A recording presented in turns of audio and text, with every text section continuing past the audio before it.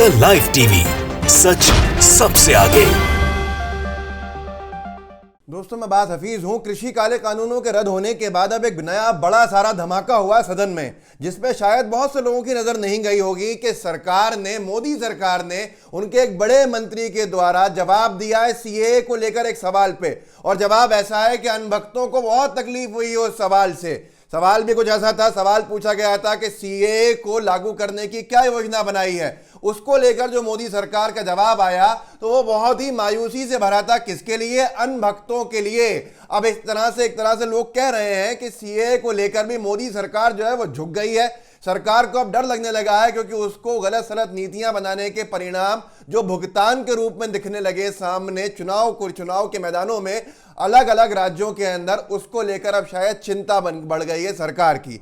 और यहां पर बीबीसी न्यूज ने लिखा भी था कि मोदी सरकार क्या अब सीए और एनआरसी पर भी पीछे हटेगी। तो ये बात अब सच साबित होती हुई दिख रही है, क्योंकि कल जो जवाब दिया केंद्रीय मंत्री ने वो जवाब बहुत बड़ा था। जवाब उन्होंने लिखित में दिया है कि राष्ट्रव्यापी एनआरसी को लेकर अब तक कोई फैसला नहीं हुआ है।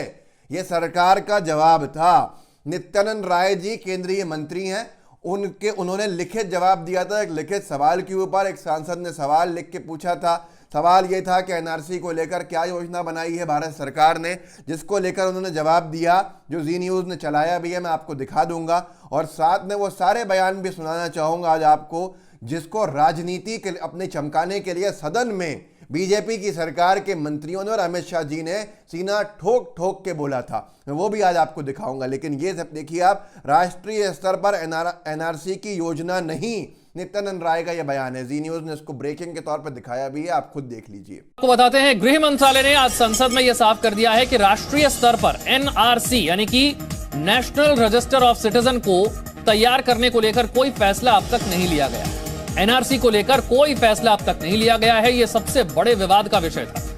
यह जानकारी गृह राज्य मंत्री ने, नित्यानंद राय ने एक सवाल के लिखित जवाब में दी है। संसद में लिखित जवाब में गृह राज्य मंत्री नित्यानंद राय ने यह बात कही है कि राष्ट्रीय स्तर पर अभी एनआरसी की कोई योजना नहीं है। तो आपने खुद देखा। मुझे लगता है धीरे धीरे जब चुनाव आएंगे, ऐसे राज्य जहां पर सेक्युलर बन के जाना पड़ेगा बीजेपी को, वहां पर बीजेपी कहेगी कि देखिए हमने कितना ज्यादा जो भेदभाव हो रहा था हमने उसको खत्म कर दिया, ऐसा कानून वापस ले लिया जिससे किसी की नागरिकता जाए। जबकि लाए भी यही लोग थे, एनआरसी का कानून, एनआरसी का नियम यही लाए थे। अब लागू करने की कोई योजना नहीं है सामने, साफ तौर के ऊपर कह रही है मोदी सरकार खुद।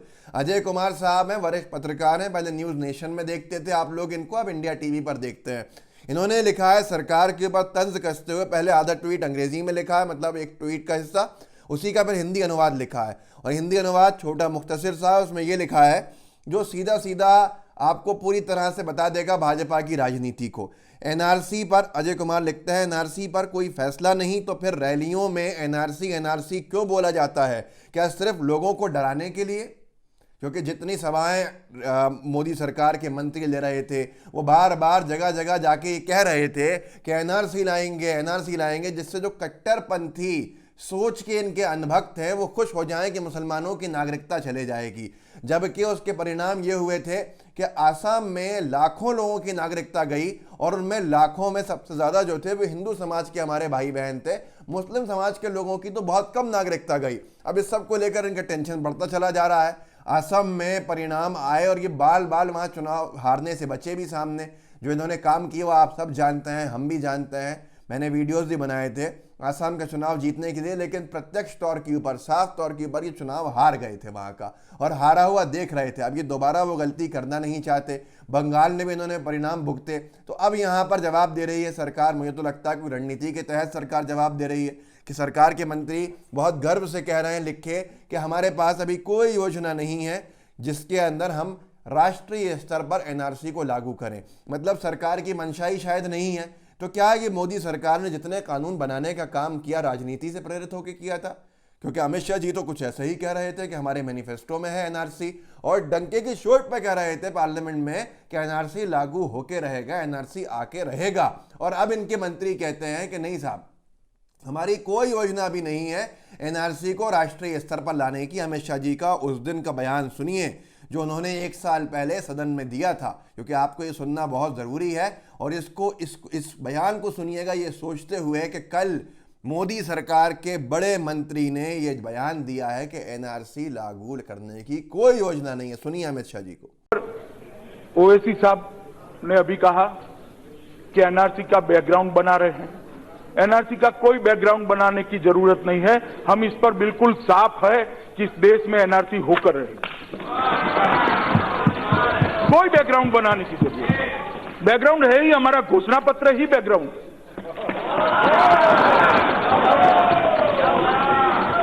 कुछ यादें ताज़ा हुई आपकी अमित शाह जी को सुन के। कितना गर्व के साथ अपने अनभक्तों को खुश करने के लिए ये कहा जा रहा था कि एनआरसी लागू होकर रहेगा।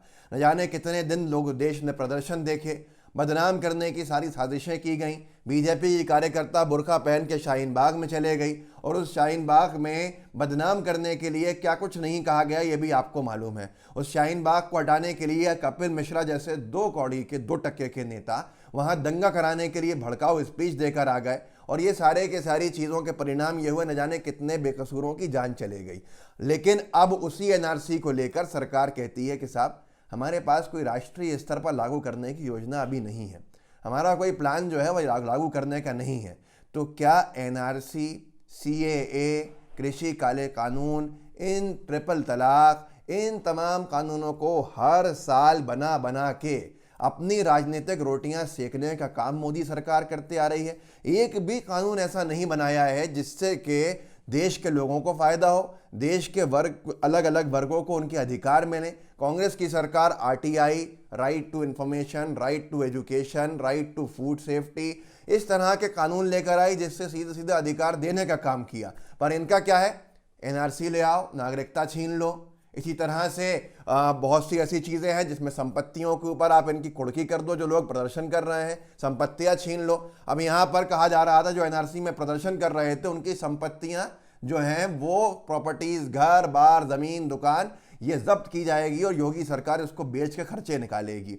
अब सबसे बड़ा सवाल ये बनता है कि जो पर्चा लीक हुआ है यूपी के अंदर, उसके अंदर जो 12-13 आरोपी बनाए गए हैं जिनको गिरफ्तार किया गया है, जिनमें से एक भी मुसलमान नहीं है। मैं हिंदू मुसलमान नहीं करता, लेकिन मैं कह रहा हूं योगी सरकार की नीतियां देखिए। क्या उनमें से किसी के लिए कहा गया है कि साहब इनके घरों को नीलाम किया जाएगा? क्या इनके घरों से ये पूरा खर्चा जो बच्चों का नुकसान हुआ है उसको निकाला जाएगा? ये सारी की सारी जब राजनीति आपके ऊपर भारी हो जाती है और सरकार चलाना आपके लिए महत्वपूर्ण नहीं होता, राजनीति करना महत्वपूर्ण हो जाता है, अगले चुनाव को जीतने के लिए पार्टी स्तर के ऊपर जाके नेतागिरी करना महत्वपूर्ण हो जाता है, लोगों को बांटना महत्वपूर्ण हो जाता है, भेदभाव करना महत्वपूर्ण हो जाता है, कानून लोगों को बांटने के नाम पर लाने का काम किया जाता है, ऐसे हालात के अंदर फिर यही होता है परिणाम कि धीरे धीरे जमीन सरकने लगती है और अपनी गलतियों को सुधारने पे मजबूर हो जाते हैं वो सत्ताधारी दल जिन्होंने ये गलतियां की होती हैं। यही कुछ बीजेपी के साथ भी हो रहा है कि आज इतना बड़ा बयान है पर इस पर कोई कहीं बहस नहीं है।